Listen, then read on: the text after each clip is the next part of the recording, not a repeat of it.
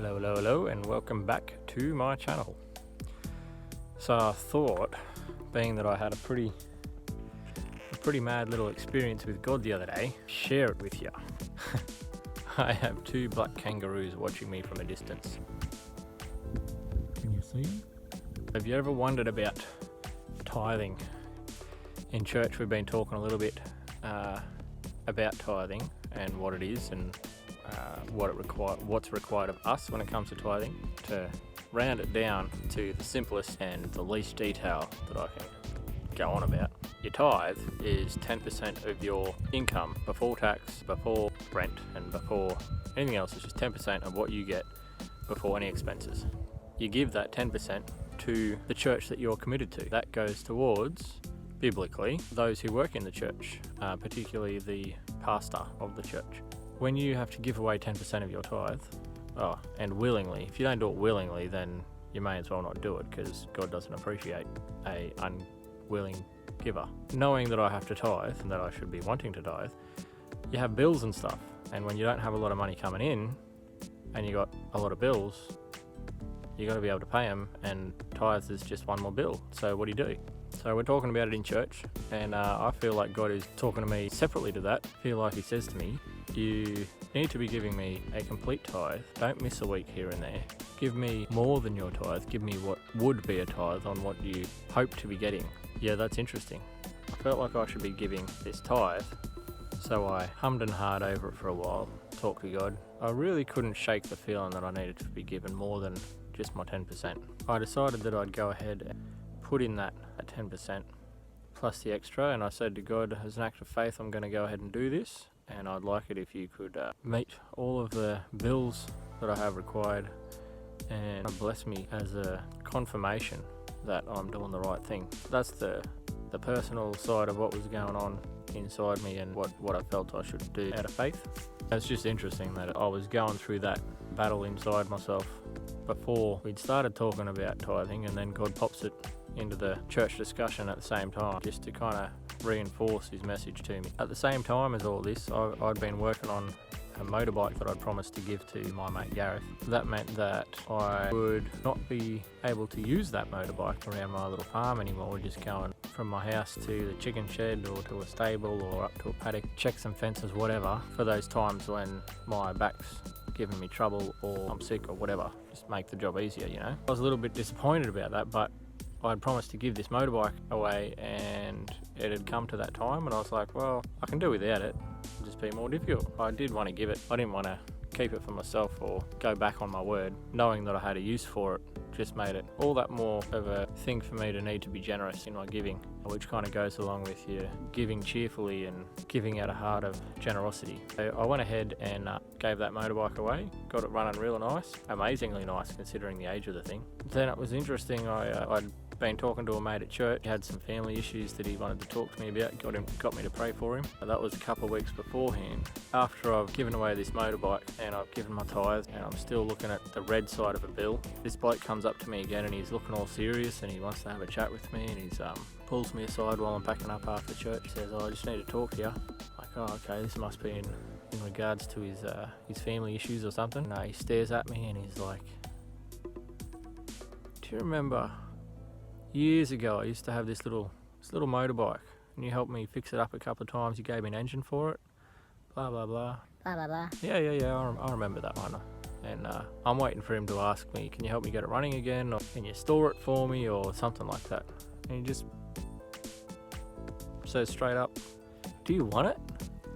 I'm like, a bit dazzled, a bit confused, a bit surprised, thinking in my head, I just got rid of a motorbike and now this other one's just been plonked in my lap. Like, yeah, that'd be great. And sure enough, a couple of weeks later, I organised that I'd bring a trailer down and he'd bring it down in his four-wheel drive from his godfather's place. Before I'd even gotten out of church that afternoon, he's already whacked it on my trailer pretty well, and we all strap it up, have a bit of a chat. I was able to bring it home, and by the next day I had the thing running. Like, it took no trials, no trouble at all to get the thing running. Didn't even need the tubes in the tyres changed or anything. Just pumped up the front one, and off he went. It was amazing. Out of the blue, I ended up with a motorbike after I'd just given one away. Now let's go back to the tithing thing. So I'm sitting on the red side of this bill, and I'm wondering, how am I going to pay this bill? I've just given more money than I can afford in tithes, out of faith. Said, God, you need to supply. They're talking about motorbikes again. Years and years ago, me and my mate Gareth, who I gave this motorbike to, we had two little pit bikes that were very cool and very fun, and we'd had them stolen from us from a mate's property. Now, while I'm stressing about these bills, I hadn't talked to the mate that owned the property that we'd been riding the bikes at, which is where they happened to be stolen from, for probably 4 or 5 years or something. And out of the blue, he calls me and he says, "Hey, is this Paul?" I'm like, yeah. First thing he says is, "How old are you, mate?" I'm like, "Almost 30. He says, "No way, I thought you were 25, because time's just flown by." Long story short, he says, "The guys that stole your motorbike have come to me and they've come clean. They said they want to pay you for the motorbikes." And then he says, "The motorbikes are long gone, you won't get them back, but how much do you want for the bikes? What did they cost you?" And I said, "Well, 500 each basically." And he said, "All right, well, I'll bring $1,000 from these blokes and I'll get it to you." So within a couple of days, I had $1,000 in my hand, and I was able to pay my bill. It was my boy's birthday that week, and we didn't have any money because of our bill, so I was a bit sad that I wouldn't be able to give him a birthday, but I was able to give him a birthday, and I was able to reimburse my mate for the bike that he'd had stolen as well. So I got my money for my bike, he got his money for his bike, he got a motorbike as well, and I was able to give my boy some mad little presents and a good little family little party and some cake and all that. It was really good. And then I had enough for fuel and food and getting around. There's just a nice little story of God's provision and his faithfulness to me when I was unsure that I'd be able to make it through a week unless he did some kind of miracle. And from my little story there, you can kind of see it was a miracle, because unless it was just a really big fat coincidence, you can't really make that stuff up. Also, how do you convince someone to give you money after they've stolen something from you? You know, that doesn't happen either, unless you get some kind of... Nah, it just doesn't happen. Even when you get the law involved, it still doesn't happen. You don't get a good outcome. Anyways, it was just a big fat miracle to me that all that worked out. So I got a motorbike, I got money to be able to pay my bills and give my son a birthday party of sorts and some presents. And my mate, who'd also had a bike stolen, he got some money, he got a motorbike, and he had some bills too, as it turns out. And here's the little motorbike that I got. It's just big enough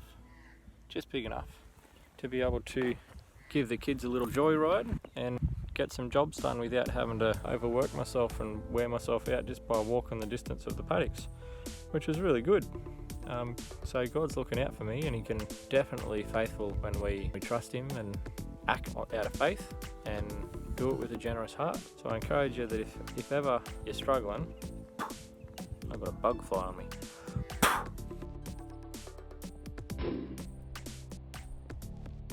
If ever you're struggling with finances, you need to talk to God about it. One verse in the Bible, I should have pre-prepped, but it talks about how if you ever want to test God with anything, the one place to do it is in your tithes. And he'll prove himself faithful in that.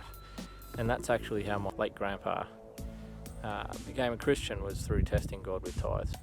God proved himself faithful there as well. So I hope you enjoyed the story. I hope you are encouraged and are able to go and put some faith into action and see God be faithful in return. If you like the video, please give us a like or a thumbs up, whatever it is, and subscribe and share this post and put your notification bell on and let us know what you think in the comments, and I'll get back to you. I'll answer your comments. Mad. Catch your peoples.